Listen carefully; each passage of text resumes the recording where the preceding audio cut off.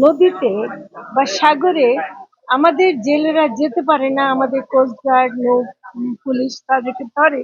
ওই সময় যেহেতু তারা ফাঁকা পেয়ে যায়, তারা ভারত থেকে আসছে বলে কিছু খবর আমরা পাচ্ছি। আমি সাথে সাথে কোস্টগার্ড এবং তাদেরকে জানিয়েছি, এবং তারা বলছে আমরা ইমিডিয়েট ব্যবস্থা নিচ্ছি। এখন এরকম ঘটনা কিছু ঘটছে, কিন্তু এখনো পর্যন্ত এরকম পাইনি যে তারা ব্যাপকভাবে ঘটাচ্ছে।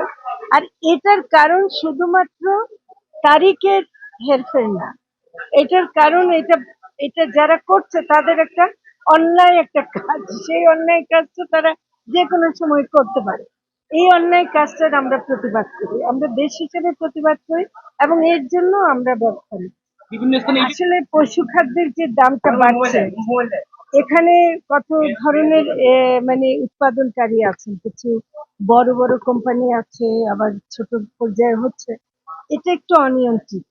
আমার কাছে মনে হয় যে দামের কারণে অনেকে যারা উপাদান বিদেশ থেকে আনেন আমদানি করে, সেগুলোর উপর অনেক কর থাকে, সেটা এক ধরনের তাদের ব্যাখ্যা যে এরকম কারণে বাড়ছে।